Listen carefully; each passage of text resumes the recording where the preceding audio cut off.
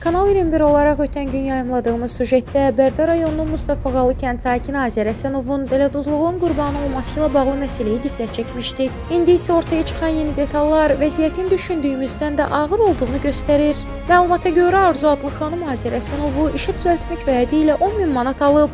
Lakin verdiyi vədi yerinə yetirməyib. Daha sonra məsuliyyəti üzərindən atmaq üçün müxtəlif bəhanələr gətirib. Hətta onu tanıdan vasitəçi olan şəhid anasının adını adlandıraraq məsələni başqa istiqamətə yönləndirməyə çalışıb.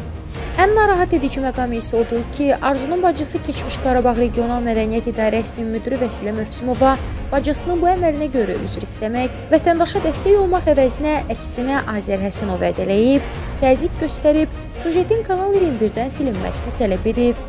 Hətta Vəsilə xanım bacısı Arzu ilə adının çəkilməsinə görə utanır və bu səbəbdən niyə mənim Arzunun bacısı olduğumu deyirsiniz deyə narahatlıq keçirir. Bu davranış nə mənəviyyata, nə də ziyalı adına yaraşır.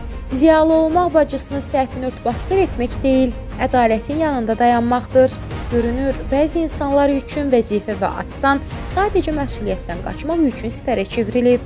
Arzu xanım dəfələrlə pulu ayın 25-i qaytaracağın vədi versə də, bugünə qədər vədini yerinə yetirməyib. Hətta indi də məsuliyyətdən yayınmaq üçün pul verdiyim şəxslər geri qaytarmayacaq kimi cəfəngiyat arqumentlərlə vəziyyəti daha da dolaşdırır.